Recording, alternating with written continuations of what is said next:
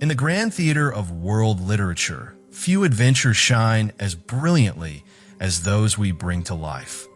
Here on Echoes of Stories. Tonight, the shadows lift, unveiling one of the greatest tales ever written, The Count of Monte Cristo by the legendary Alexandre Dumas. First published in serial form in 1844, this timeless masterpiece has captured hearts for generations, weaving a story of betrayal, vengeance, and redemption.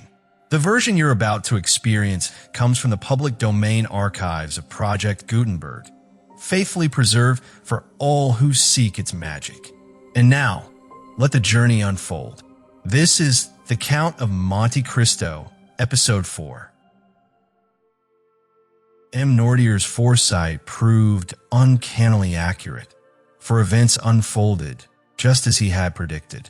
The remarkable return from Elba, well known to history, was an event without precedent in the past, and likely without parallel in the future. Louis XVIII made only a feeble effort to counter this unexpected turn.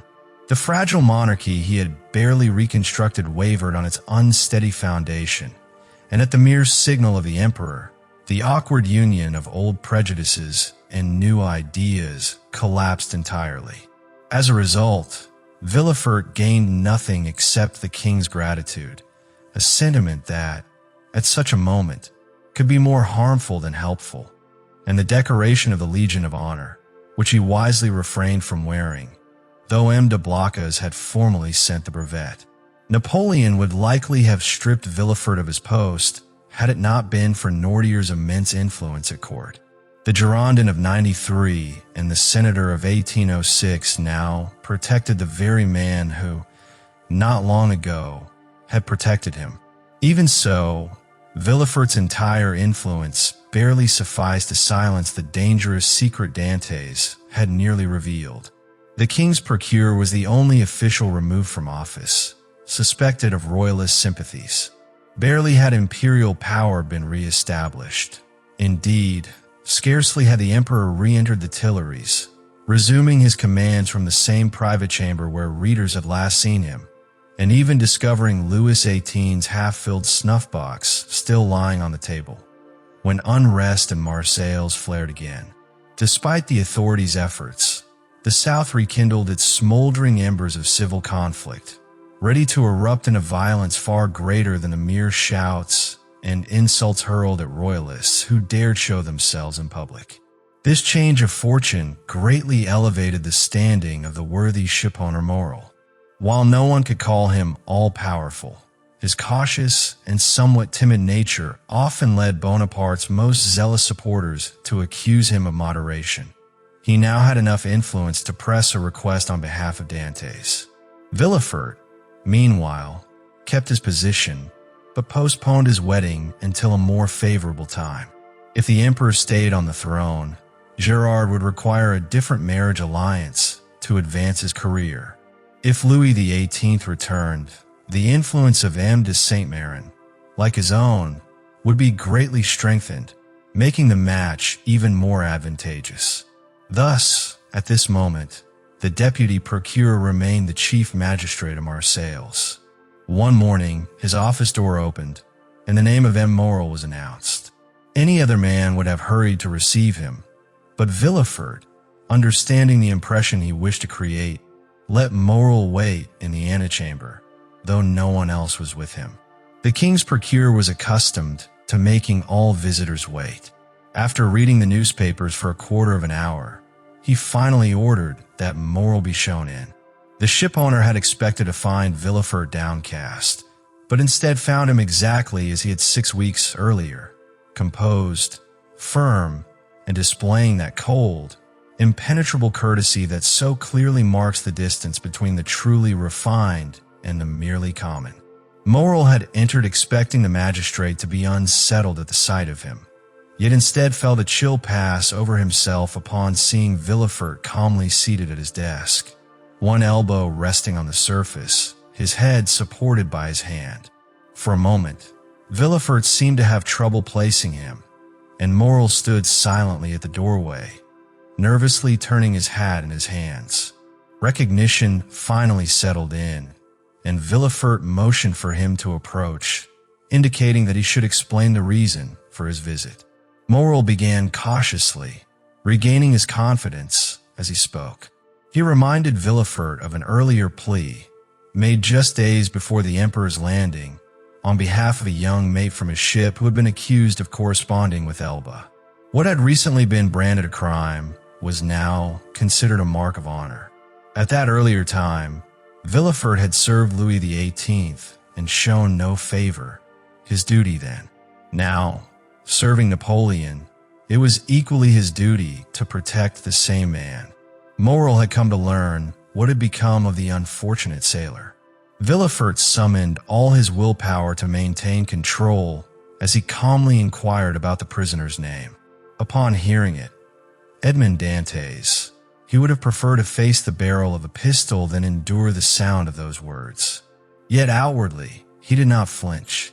He repeated the name as if to confirm it in his mind, then busied himself with opening a large register, moving between the table and his records. With a tone of complete composure, he asked Morel if there might be some mistake.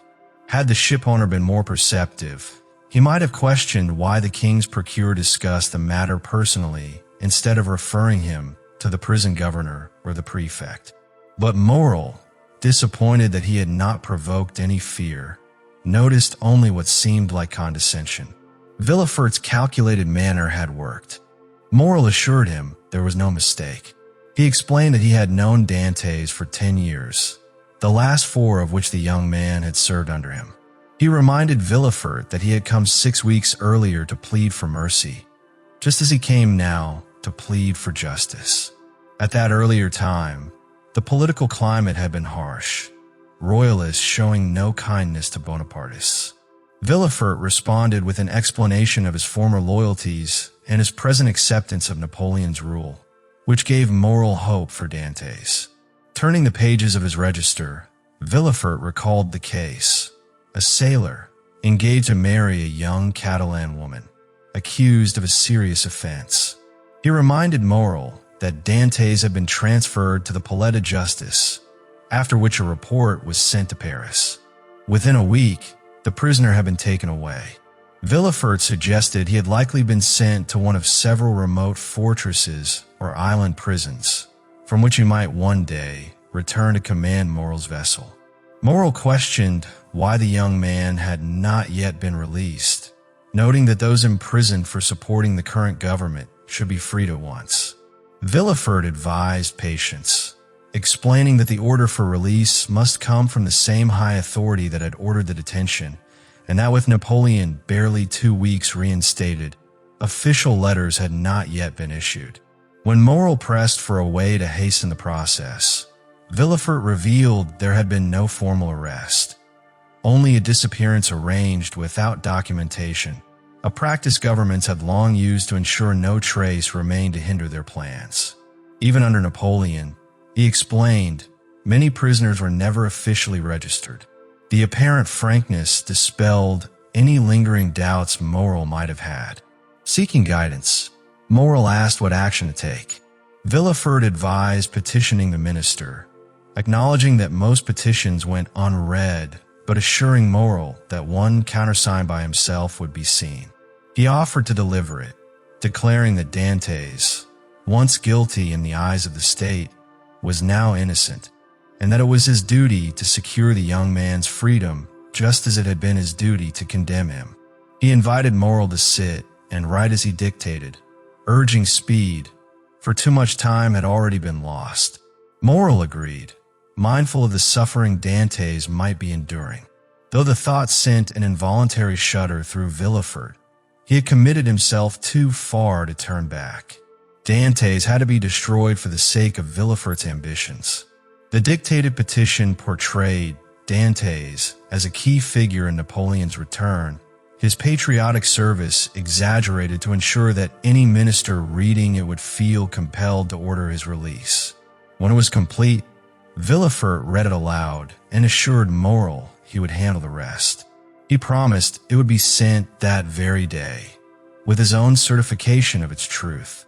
Morel, reassured, departed at once to bring the good news to the elder Dantès. Yet Villefort did not send the petition to Paris. Instead, he carefully kept it, knowing it compromised Dantès severely. He waited for what seemed increasingly possible, a second Bourbon restoration. In the meantime, Dantès remained a prisoner, oblivious to both the fall of Louis XVIII's throne and the final collapse of the empire. Twice during the 100 Days, Morel renewed his request, and twice Villefort appeased him with empty promises. After Waterloo, Morel ceased his visits, having done all he could without risking himself. Louis XVIII regained the throne, and Villefort, wishing to leave behind the troubling memories of Marseilles, secured the post of king's procureur at Toulouse. 2 weeks later, he married Mademoiselle de Saint-Méran, whose father now held even greater influence at court. And so Dantès remained in his dungeon, forgotten by both earth and heaven. Danglars understood the full weight of Dantès' misfortune. When Napoleon first returned to France, he called the timing a decree of providence, as men of narrow minds often do. Yet once Napoleon reached Paris, Danglars feared Dantès might return seeking revenge. Determined to avoid that possibility, he told Morel of his wish to leave the sea and secured a recommendation to a Spanish merchant. Entering that service at the end of March, just days after Napoleon's return, he left for Madrid and was never heard from again.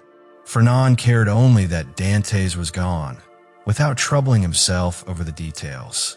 During this reprieve, he considered ways to deceive Mercedes about the cause of the absence, and even entertained thoughts of emigration or abduction.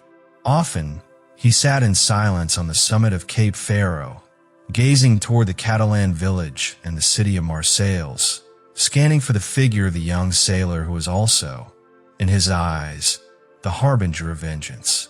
In Fernand's mind, the plan was clear. He would kill Dantès, and then himself. Yet his nature was such that suicide was never truly in his character. A man like Fernand always hopes. The empire's final conscription soon came, summoning every able man in France to join the emperor's cause. Fernand departed with the rest, haunted by the thought that his rival might return in his absence and marry Mercedes. Had he truly intended to end his life, he would have done so upon parting from her. Instead, his loyalty and sympathy in her misfortune produced their natural effect on a generous heart. Mercedes, who had always held him in sincere regard, now felt that sentiment strengthened by gratitude. As she helped him shoulder his knapsack, she urged him to take care, telling him that if he were to fall, she would be left alone in the world. These words planted a fragile hope in Fernand's heart. If Dantès did not return, Mercedes might one day become his. Mercedes was left alone, standing before the wide, empty plain that had never seemed so desolate, and the endless sea that had never appeared so immense. Her eyes blurred with tears as she wandered aimlessly through the narrow streets of the Catalan village. At times she stood silent and unmoving, like a statue, her gaze fixed toward Marseilles. At other moments she stared out over the water, torn by the thought of whether it might be better to surrender herself to the depths of the ocean and thus bring her sorrow to an end. It was not the absence of courage that kept her from this act, but rather the strength of her religious convictions, which came to her rescue and held her back from the brink. Catullus, like Fernand, had also been called into military service. Yet, being married and 8 years older, he was sent only to serve along the frontier. Old Dantès, sustained until now solely by hope, saw that hope extinguished with Napoleon's downfall. 5 months after his separation from his son, almost at the very hour of Edmond's arrest, he breathed his last in the arms of Mercedes. Morel, showing both generosity and resolve, paid for the funeral and settled the few small debts left by the poor old man. In this gesture there was more than mere kindness. There was a quiet bravery. The south of France was in turmoil, and to give aid, even to a dying man, when that man was the father of such a marked Bonapartist as Edmond Dantès, was an act that many would have condemned as a crime. A year after Louis XVIII's restoration, the Inspector General of Prisons made his rounds. Deep within his cell, Dantès heard faint noises of preparation, sounds that would have gone unnoticed by anyone but a prisoner whose ears had grown attuned to even the drop of water that fell from the dungeon's roof each hour. From this, he sensed that something unusual was happening among the living world above. Yet, having long been cut off from it, he regarded himself as one already dead. The inspector moved from one cell to another, visiting prisoners whose good behavior or perceived harmlessness might win them government clemency. He asked how they were fed and whether they had any requests. Their answers were the same: complaints about poor food and a single plea for freedom. When asked if they desired anything else, they shook their heads. What could surpass liberty? The inspector smiled wryly at the governor, remarking that these visits seemed pointless. Every prisoner was the same, ill-fed and claiming innocence. The governor explained that the dangerous and the insane were kept in the dungeons. With an air of weariness, the inspector agreed to see them, saying the farce must be played to the end. 2 soldiers were summoned, for the governor warned that some prisoners, driven by despair, committed violence merely to earn a death sentence. Descending a foul, damp, and suffocating stairway, the inspector recoiled at the stench, wondering aloud how anyone could live there. The governor described the inmate within as a dangerous conspirator, daring, resolute, and under strict watch. He had been moved here after attempting to kill the very turnkey now lighting their way.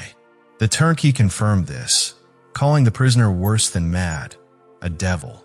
The inspector declined to file a complaint, noting that madness would soon overtake the man entirely, which would lessen his suffering. Pleased by this show of philanthropy, the governor spoke of another prisoner nearby, an old abbé, once a political leader in Italy, who had gone mad after 2 years in confinement. His transformation was striking, once thin and tearful, now laughing and gaining weight. His madness, the governor claimed, was almost entertaining. The inspector resolved to see both prisoners, eager to display his authority on this first visit. The dungeon door was opened. In a dark corner, where a narrow grating allowed a sliver of light, Dantès lifted his head. Seeing a stranger accompanied by torchbearers, soldiers, and a bareheaded governor, he understood that this was his moment to appeal to higher authority. He rushed forward, hands clasped, not to attack but to plead. The soldiers, mistaking his intent, crossed their bayonets, forcing the inspector back. Realizing he was seen as dangerous, Dantès softened his expression and voice, pouring humility into his plea for pity. The inspector listened, noting to the governor that the prisoner seemed calmer, even fearful, unlike true madmen. He asked what Dantès sought. The young man wanted only to know his crime, to be tried, and, if guilty, to face execution, if innocent, to be freed. Food mattered little compared to the injustice of an innocent man rotting in prison, cursed by false accusation. The governor reminded him of his past violence toward the turnkey. Dantès admitted it, apologized, and claimed madness had driven him then, though captivity had since subdued him. Asked how long he had been held, he answered with exact dates, believing his imprisonment to be far longer than the 17 months the inspector calculated. To Dantès, those months felt like 17 lifetimes, especially for a man at the height of his ambitions, about to marry the woman he adored, with an honorable career ahead, only to lose everything in a moment. He spoke of not knowing his fiancée's fate or whether his father still lived. For a sailor accustomed to the boundless sea, this confinement was a punishment harsher than any crime could deserve. He begged not for mercy, but for a trial, a verdict. The inspector, moved, told the governor to show him the evidence. Dantès acknowledged the inspector's limited power, but urged him to plead for a trial, to end the torment of uncertainty. The inspector promised only to review the case. Dantès, clinging to this, felt hope stir. He named Villefort as his arresting officer, urging the inspector to speak with him, only to learn Villefort was now far away in Toulouse. Realizing his sole protector was gone, Dantès confessed surprise at his detention. When asked if Villefort bore him ill will, he said no, and assured the inspector that any notes Villefort left could be trusted. With that, the inspector advised patience. As the door closed behind them, something new remained in the cell with Dantès, hope itself. The governor asked whether the inspector wished to see the prison register immediately or proceed to the next cell. The inspector decided they should visit them all, remarking that once he went back up those dreadful stairs, he would never have the courage to descend again. The governor explained that the next prisoner was different, his madness less sorrowful than the previous man's display of reason. This one believed himself to possess a vast fortune. During his first year of confinement, he had offered the government 1,000,000 francs for his release. The second year, 2,000,000. The third, 3, and so on, increasing each year. Now, in his 5th year of captivity, he was expected to request a private audience with the inspector, offering 5,000,000. His name, the governor said, was the Abbé Faria. At the inspector's request, the turnkey unlocked the door. Inside, the so-called Mad Abbé sat at the center of the cell within a circle drawn on the floor with plaster chipped from the wall. His clothing was so tattered it barely covered him. Completely absorbed, he traced geometric lines as intently as Archimedes at the moment of his death. He did not move when the door opened, continuing his work until the torchlight filled the room with a sudden brightness. Only then did he look up, startled by the number of people standing there. Quickly, he snatched his bed cover and wrapped it around himself. The inspector explained that he had come on behalf of the government to inspect the prison and hear the requests of its inmates. Upon realizing this, the Abbé's expression shifted. He seemed eager to speak. He identified himself as the Abbé Faria, born in Rome, who had served as secretary to Cardinal Spada for 20 years. He stated that he had been arrested early in 1811 for reasons unknown to him, and had since demanded his freedom from both the Italian and French governments. The inspector inquired why the French government should be involved, and the Abbé replied that he had been arrested at Piombino, assuming it, like Milan and Florence, had become part of a French department. He had received no news since that day, and when arrested, he believed the emperor's creation of the Kingdom of Rome for his young son was part of a grand design to unite Italy. Realizing the vision of Machiavelli and Caesar Borgia, the inspector noted that Providence had changed such plans, but the Abbé insisted it was the only way to make Italy strong, happy, and independent. The inspector reminded him that his purpose there was not to discuss politics, but to learn if the prisoner had any complaints or requests. The Abbé acknowledged that the food was poor and the lodging unhealthy, but tolerable for a dungeon. What he truly wished to share, however, was a secret of the greatest importance. The governor, listening, whispered knowingly that they had reached the point he had predicted. The Abbé admitted he was glad for the visit, despite being interrupted during a critical calculation that, if successful, might alter Newton's system itself. He requested to speak privately with the inspector. The governor's earlier words seemed confirmed, and the inspector smiled at the accuracy of the prediction. Yet he told the Abbé that such a private meeting was impossible. The Abbé Faria insisted on speaking about a vast fortune, 5,000,000 in total, the same sum the inspector had already been told to expect. Realizing the inspector was preparing to leave, the Abbé added that privacy was not essential. The governor could remain. But the governor, already familiar with the subject, remarked that it was about the prisoner's supposed treasure. At this, Faria fixed him with a gaze so steady and intense that anyone else might have taken it as proof of his sanity. He confirmed that, of course, it was about the treasure. What else could it be? The governor explained that he had heard the same story repeated for years. Faria retorted that the governor was like those described in Holy Scripture, eyes that see not, ears that hear not. The inspector replied that the government was wealthy and had no need of his riches, suggesting he keep them until he regained his freedom. This remark lit a spark in the abbe's eyes. He seized the inspector's hand and pressed that if he were never freed, the treasure would be lost forever. Would it not be better for the government to take advantage of it now? He was willing to raise his offer to 6 million, keeping only the remainder, if they would grant him liberty. The inspector admitted privately that, had he not been warned of the man's madness, he might believe his words. Hearing this, the abbe, with the acute hearing born of long imprisonment, declared that he was not mad, that the treasure truly existed. He even offered to sign an agreement, promising to lead them to the site and, should he deceive them, to return willingly to his cell. The governor laughed, asking if the place was far. Faria answered that it was 100 leagues away.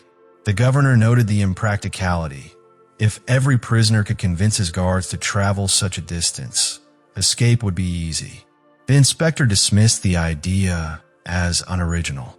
Shifting the conversation, the inspector asked whether the abbe was well fed.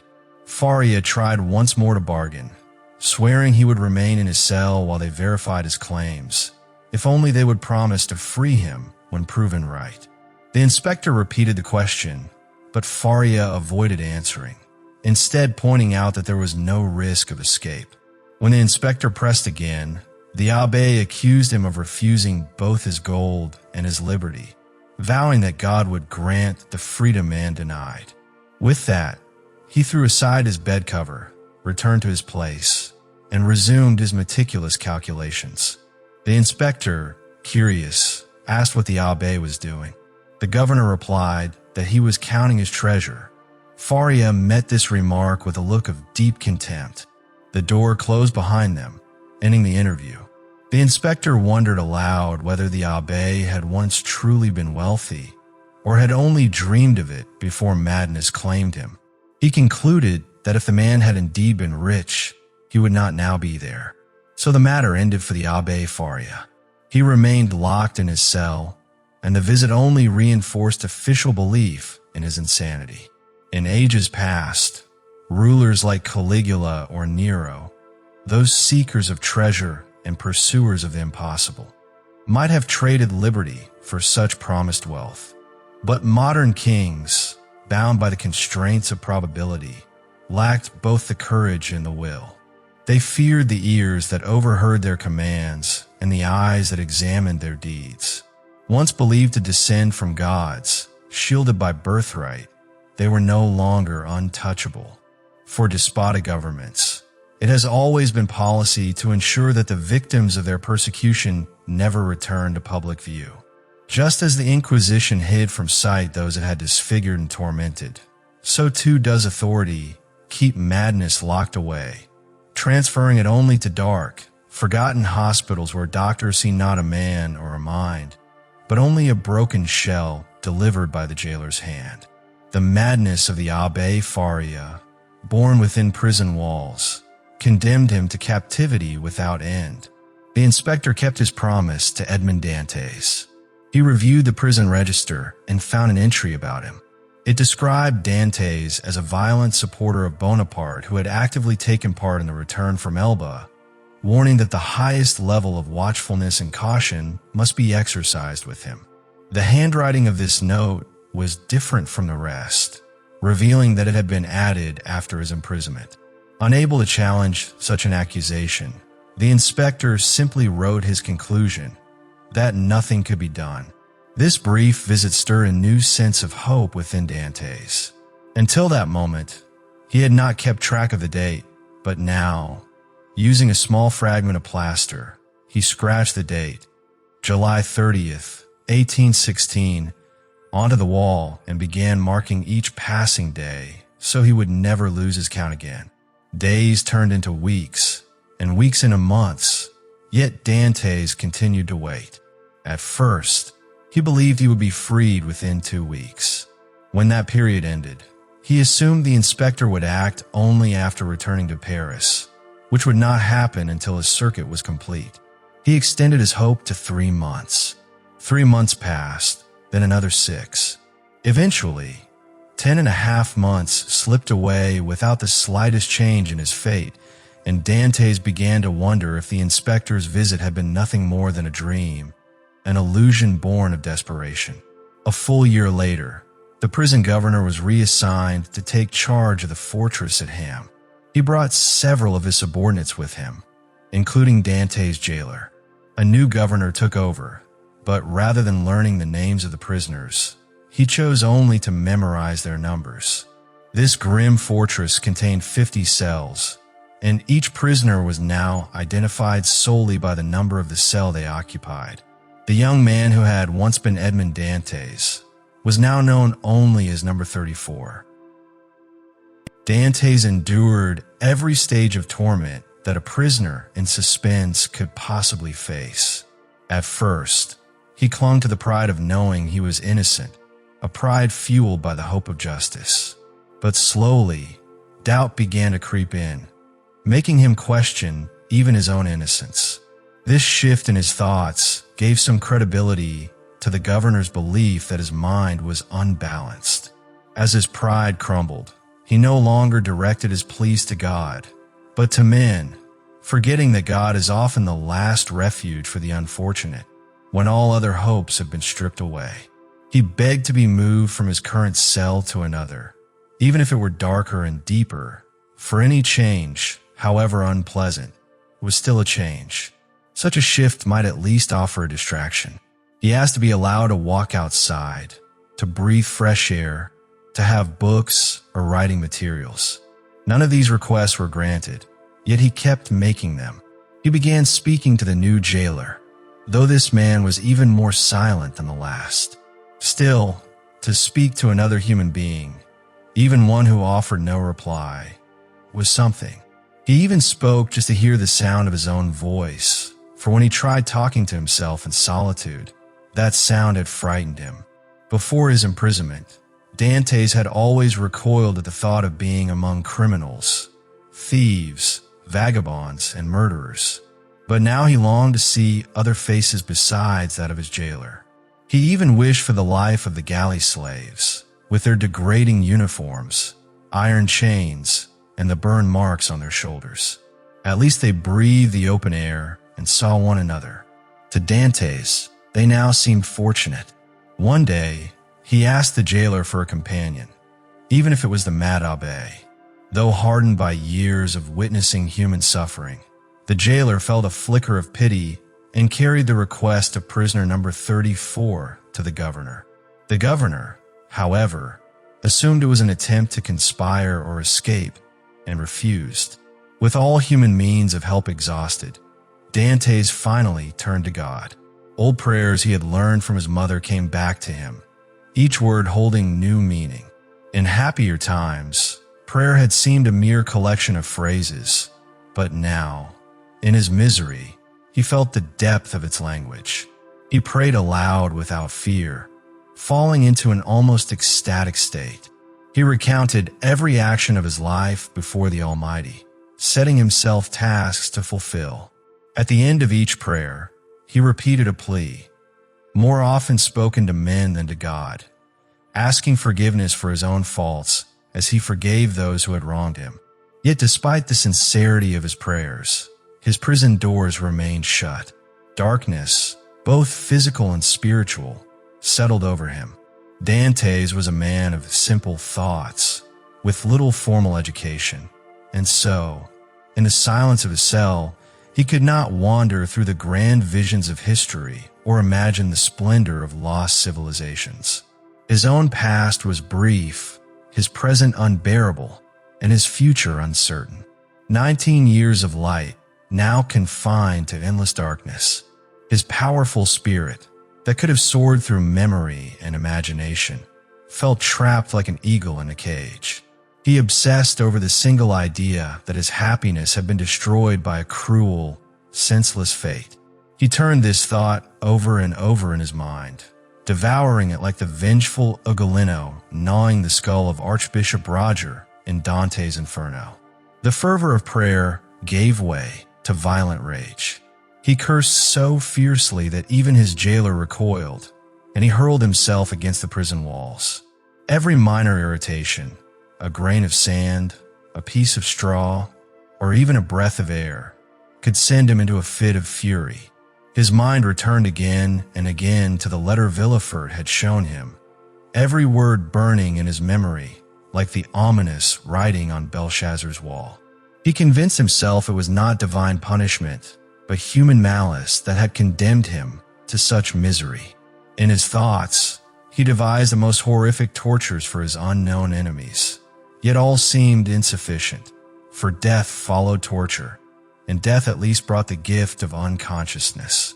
His mind began to dwell on a darker idea, that if true punishment was the goal, there must be worse fates than death. Gradually, he considered suicide. Such thoughts are a dangerous trap, like the calm surface of a dead sea concealing a monster below. Once caught in its pull, only divine intervention can save a soul. Yet, for some, the thought of ending it all becomes strangely comforting, for at the bottom of that imagined abyss lies silence, darkness, and escape. Dantes found unexpected relief in these visions. All his grief, his haunted thoughts, seemed to vanish whenever the figure of death seemed near. Looking back on his past with calm resignation and forward to his future with dread, he chose a middle path, one that promised him a place to retreat. He recalled moments from his voyages when storms would darken the sky, churn the sea, and send waves crashing like the wings of a monstrous bird. In those days, he fought for life with all the skill of a sailor because he was happy, because he had reason to live, and because he had not sought death. But now, having lost everything that tied him to the world, death no longer terrified him. It smiled at him, offering peace, a rest like falling asleep after pacing the confines of his cell countless times, tens of thousands of steps as if walking 10 leagues. Once this thought took hold, his anger subsided. He prepared his bed as well as he could, ate little, slept even less, and found life almost bearable, for he knew he could end it whenever he wished, like casting off an old garment. 2 methods lay before him: hanging himself from the window bars with his handkerchief, or refusing food until he starved. The first seemed dishonorable, reminding him of the pirates he had seen hanged at sea, a death he had always despised. He would choose the second, and that very day, he began to carry out his grim decision. Nearly 4 years had slipped away in the depths of his prison. After the second year, Edmond Dantès had stopped keeping track of time altogether. Determined to end his life, he had already chosen the manner of his death, and, fearing he might change his mind, sworn an oath to see it through. His plan was simple. When the jailer brought him his morning and evening meals, he would cast the food out through the barred window, so it would appear he had eaten. At first, he carried out this act almost cheerfully. Later, he did it with measured resolve. Finally, he began to do it with regret. Only the memory of his oath kept him from giving in. Hunger transformed food he had once despised into something strangely appealing.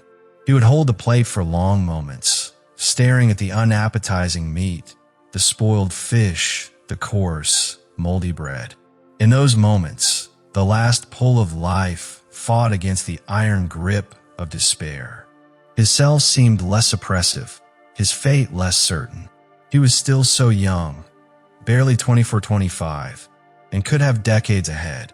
Perhaps fate might one day open his prison door and grant him freedom. Yet, bound by his vow, he forced himself to resist. Eventually, weakness overcame him. One evening, he could not even stand to throw his supper away. By morning, his sight and hearing were failing, and the jailer feared his prisoner was gravely ill. Edmond, in his fading strength, dared to hope that death was finally near. The day passed in a haze. A dull stupor crept over him, bringing with it a strange sense of peace. The gnawing pain of hunger was gone, his thirst lessened. When he closed his eyes, shifting lights danced before him like the flicker of will-o'-the-wisps above dark marshes. It felt like the dim threshold of that mysterious realm called death. Then, suddenly, around 9 o'clock that night, a hollow sound stirred from the wall against which he lay. His prison swarmed with vermin, and ordinarily such noises did not rouse him. But whether fasting had sharpened his senses or this noise was truly louder than before, Edmond lifted his head and listened. The sound was steady, a scratching, scraping noise, as if made by claw, tooth, or some metal tool biting into stone. Even in his weakened state, his mind leapt to the thought that haunts every prisoner: freedom. Perhaps heaven itself had shown mercy at the last possible moment, sending him this sign before the end. He imagined someone dear to him, perhaps working to break down the walls that separated them. Yet another voice in his mind whispered that it could be nothing more than a dying man's dream. Still, the noise continued for 3 hours, until something heavy fell, and all went silent. Hours later, it began again, closer this time, clearer. Edmond's attention was fixed upon it when the jailer arrived. Since swearing to die, and in the 4 days of carrying out that resolve, Edmond had spoken no word to his keeper, turning away whenever the man addressed him. But now, fear struck him that the jailer might hear the sound and put an end to it. This faint, flickering spark of hope could not be risked. When the man entered with breakfast, Edmond forced himself upright and began complaining about the poor food, about the cold dampness of his cell, anything to justify speaking loudly and distracting him. The jailer, thinking his prisoner delirious, placed the meal on the unsteady table and withdrew. Edmond listened again. The sound was more distinct than ever. It could only be the work of another prisoner attempting to escape. If only he could help. But another thought intruded, one born of long disappointment, that perhaps the noise was from laborers sent by the governor to repair an adjoining cell. The simplest way to learn the truth was to draw attention to it, but that could endanger something far more precious than curiosity. His mind, still fragile from weakness, could not reason clearly. He decided first to restore his strength. Turning to the soup on the table, he drank it slowly, savoring each mouthful with almost indescribable relief. He resisted the temptation to eat the bread as well, recalling stories of shipwrecked men who died after eating too much too quickly. Returning to his bed, he found his thoughts growing clearer. Now he could test the truth without risking everything. If the sound came from a workman, a few knocks on the wall would only pause the labor briefly. But if it came from a fellow prisoner, the work would stop entirely, resuming only under cover of sleep. Rising with steadier legs and clear vision, Edmond went to a corner of his cell, pried loose a stone, and struck the wall 3 times. The sound ceased instantly. He waited an hour, then 2, and heard nothing more. His heart swelled with hope. He ate some bread, drank water, and already felt his body recovering. That day passed in utter silence, and night came without a single sound. He told himself with joy, it was a prisoner. Energy surged back into him. His mind was aflame with possibilities. Still, the next night brought no noise, and he remained wakeful, listening in vain. When morning came, he ate eagerly from the provisions brought to him, already having finished those from the day before. As he ate, he walked around his cell, tested the iron bars of his window, exercised his limbs to restore strength and agility, preparing himself for what lay ahead. Yet the silence persisted, and impatience gnawed at him. 3 long days passed, 72 endless hours counted minute by minute. Then, one evening, as the jailer made his last round, Edmond pressed his ear to the wall and caught the faintest shift among the stones. His pulse quickened. Moving away, he paced to collect his thoughts, then returned to listen. This time there was no doubt. Something, or someone, was working steadily on the other side, using what sounded like a lever instead of a chisel. Encouraged, Edmond decided to aid the unseen laborer. He shifted his bed aside and searched for any tool that might break through the cement and loosen a stone. But his search yielded nothing. He had no knife, no sharp edge. The window bars were secure. He had tested them too many times before. His possessions were meager: a bed, a chair, a table, a pail, and a jug. The bed had iron clamps, but these were fastened with screws that could not be removed without a screwdriver. The table and chair offered nothing useful, and the pail's handle had long since been taken away. Edmond Dantès had but one desperate resource: to shatter his water jug and use one of its sharp fragments to attack the wall of his cell. Letting it fall to the ground, he watched it break into pieces. Selecting 2 or 3 of the sharpest shards, he concealed them in his bed, leaving the rest scattered on the floor. Such an accident was too ordinary to arouse suspicion. That night, he worked in the darkness, but progress was slow, for he struck against something unyielding. Pushing back his bed, he decided to wait for daylight. All through the night, he could hear the faint, muffled sounds of another prisoner digging from somewhere deep within the prison's walls. When morning came, the jailer entered, and Dantès casually explained the loss of his jug. Without removing the broken pieces, the man fetched another and left, his footsteps fading into silence. Immediately, Dantès set to work again. By the dim light filtering through his cell, he realized he had wasted the previous evening attacking the stone rather than scraping away the friable plaster around it. The dampness had softened it, allowing him to break it off in small pieces. After half an hour, he had scraped away a handful of debris. A patient calculation came to mind. In 2 years, provided no rock obstructed the way, he could fashion a tunnel 20 feet long and 2 feet wide. This thought filled him with regret for the years he had lost to despair and idle prayers. But it also renewed his determination.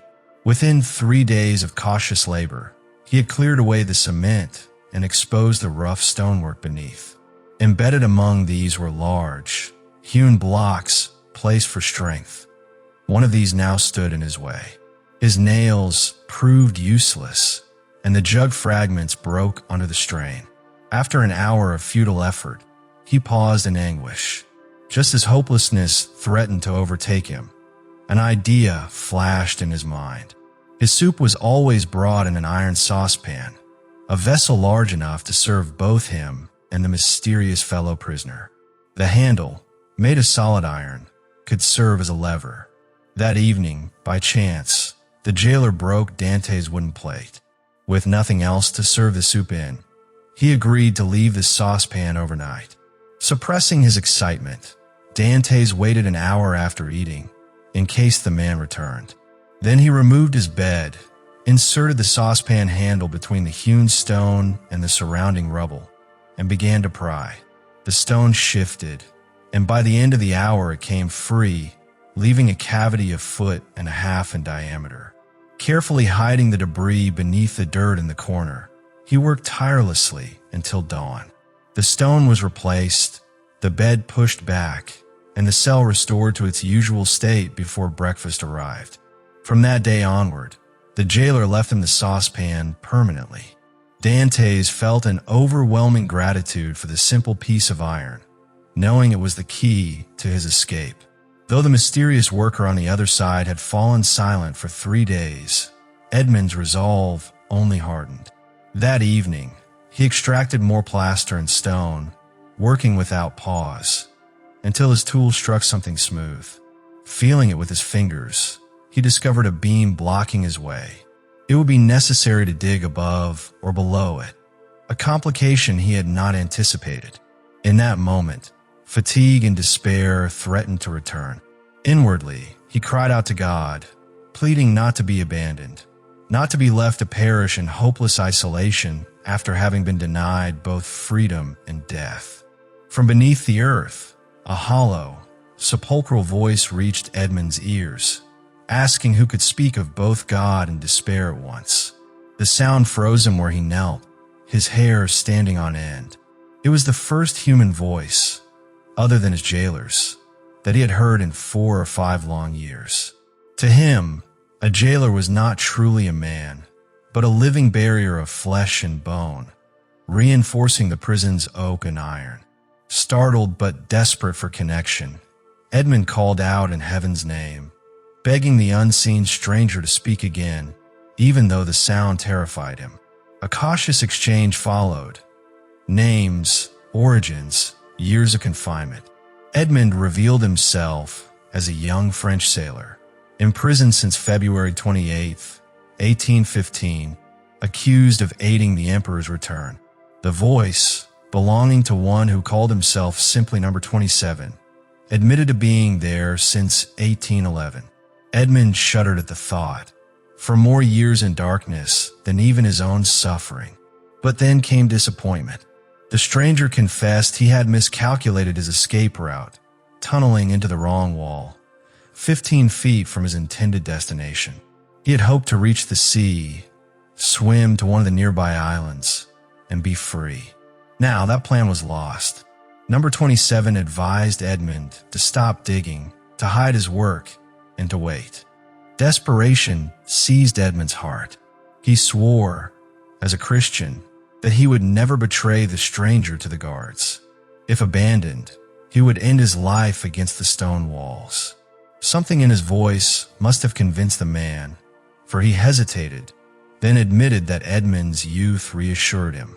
The young man promised they would be comrades, or even as father and son, and spoke of the only 2 people he loved, his aged father and a young woman named Mercedes.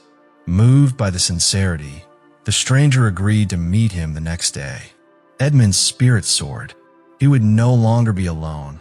Perhaps freedom itself was within reach. All day he paced his cell, heart pounding at every noise, fearful the jailer might discover their secret. If he did, Edmond was ready to kill to protect it. That evening, the jailer entered and gave Edmond a suspicious glance, muttering about madness.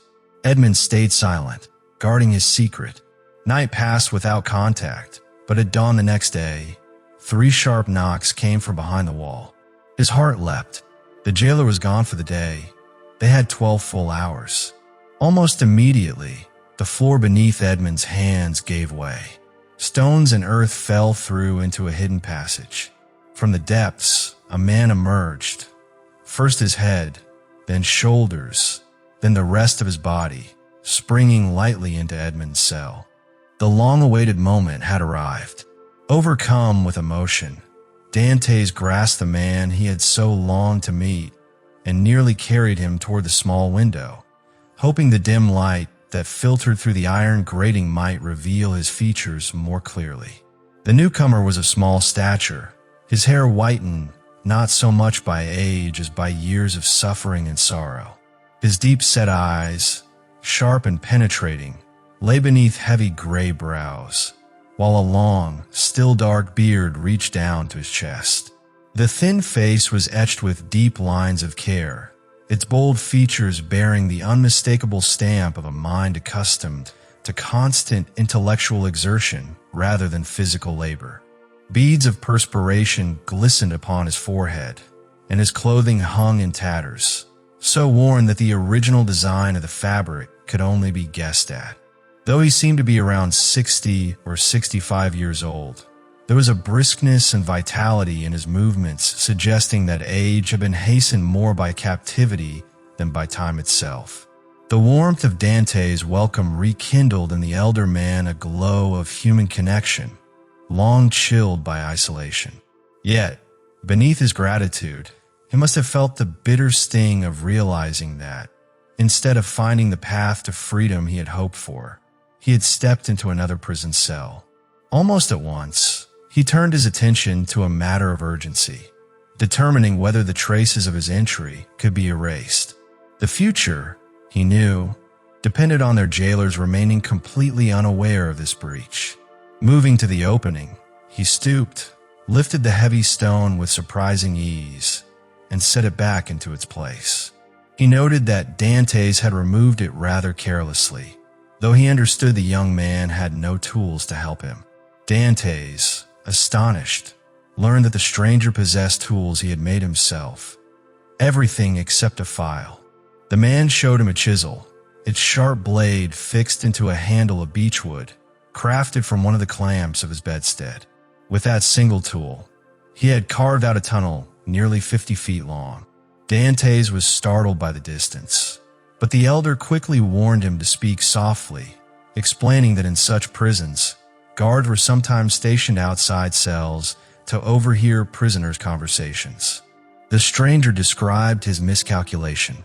Without precise instruments for measurement, he had tunneled 50 feet instead of 40, ending up alongside the corridor outside Dantès' chamber instead of reaching the sea.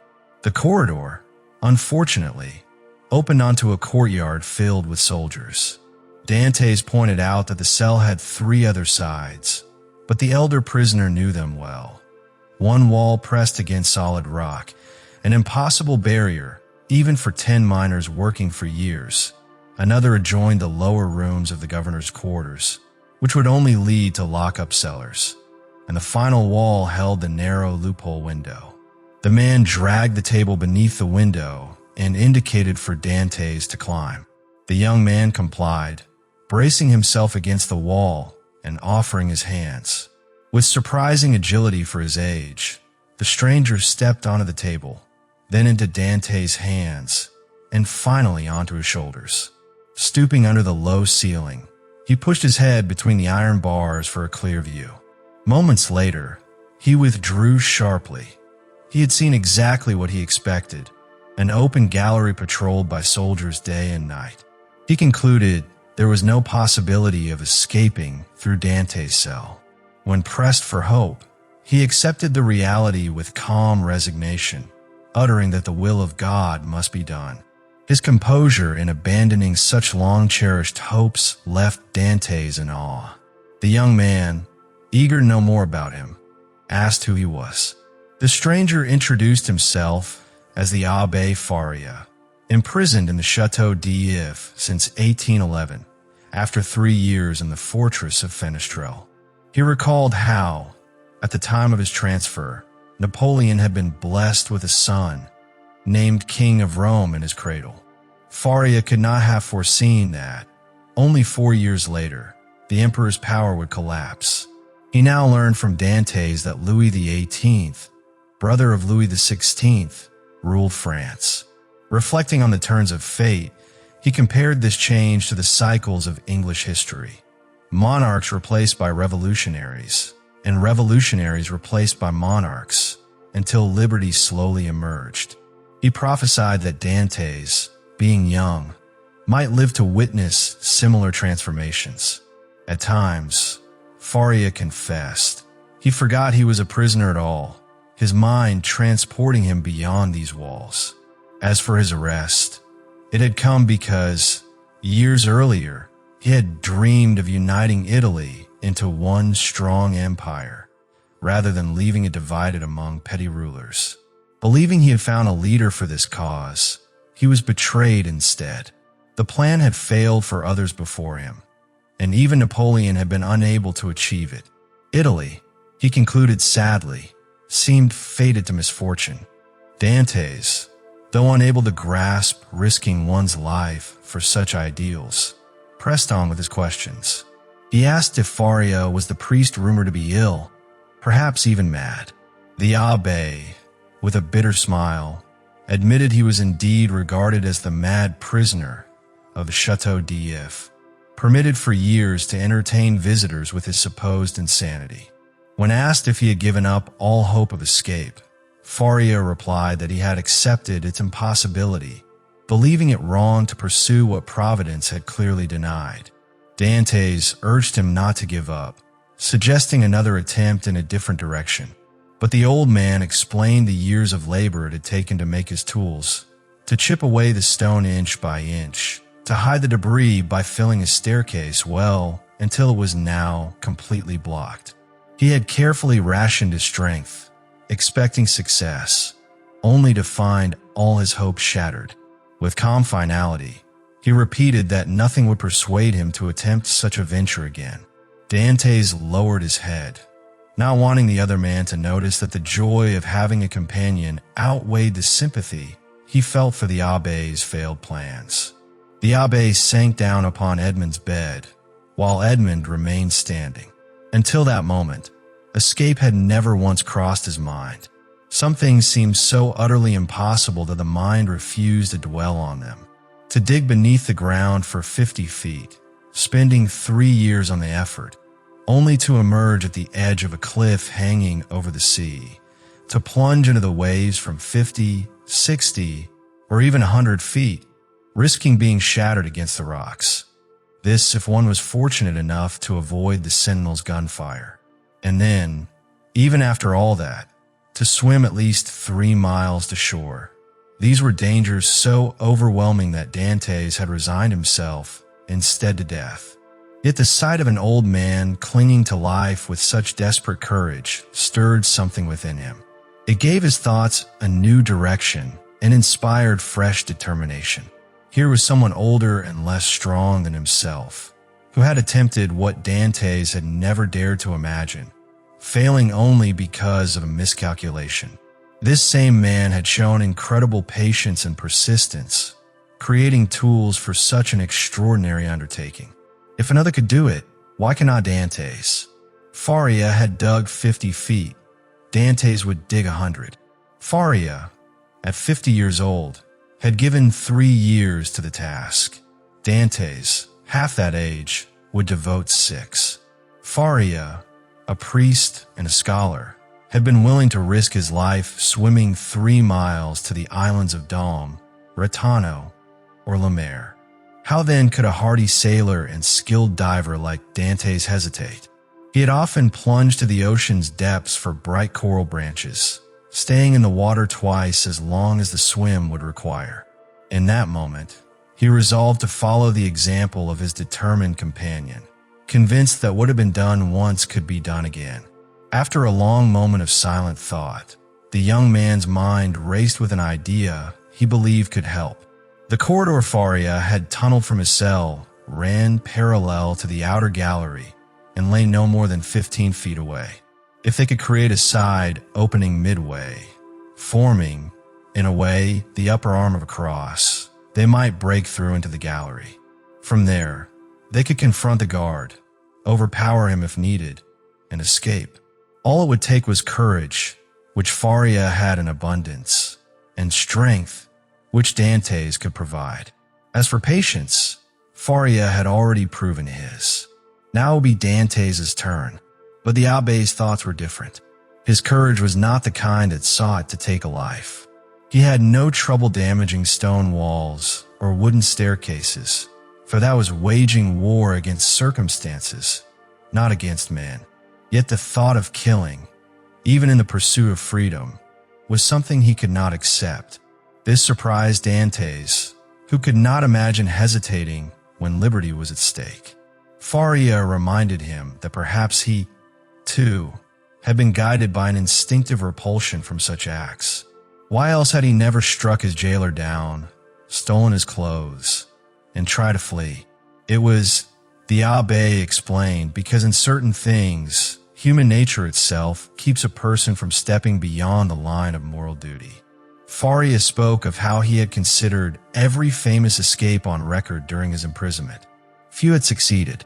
The rare successes were those planned over long periods with great care, like the escapes of the Duc de Beaufort from the Château de Vincennes, the Abbé de Bucoy from For-l'Évêque, or Latude from the Bastille. Others succeeded through sheer chance, and those were the best of all. For this reason, he advised waiting patiently for such a moment and seizing it when it came. Dantès pointed out that the abbé's work had allowed him to endure delay, as his constant digging kept him occupied and hopeful. But the abbé explained that his recreation came from other pursuits, writing and study. He had been given no paper, pens, or ink, so he made them himself. His work, the fruit of a lifetime's thoughts and reflections, had taken shape even here in the Château d'If. It was called a treatise on the possibility of a general monarchy in Italy and was written on 2 of his shirts, treated with a special preparation to make the fabric smooth like parchment. He had once owned 5,000 books in Rome, but he learned that with 150 well-chosen volumes, a man could know all he truly needed. After reading and memorizing these works over 3 years, he could recall their contents by memory alone. He could recite authors like Thucydides, Xenophon, Plutarch, Titus Livius, Tacitus, Strada, Jornans, Dante, Montaigne, Shakespeare, Spinoza, Machiavelli, and Bossuet. He spoke several modern languages: German, French, Italian, English, and Spanish, and had taught himself modern Greek from the ancient tongue. With remarkable method, he had even created a vocabulary of about 1,000 Greek words, enough to communicate his needs. He had made pens from the cartilage of large whitings served on mager days, and ink from soot scraped from the old fireplace in his cell, mixed with wine. For his most important notes, he had written with his own blood. Intrigued and eager to see this work, Dantès was invited to visit the abbé's cell. Without hesitation, he agreed and followed Faria back through the dark subterranean passage until they both disappeared from sight.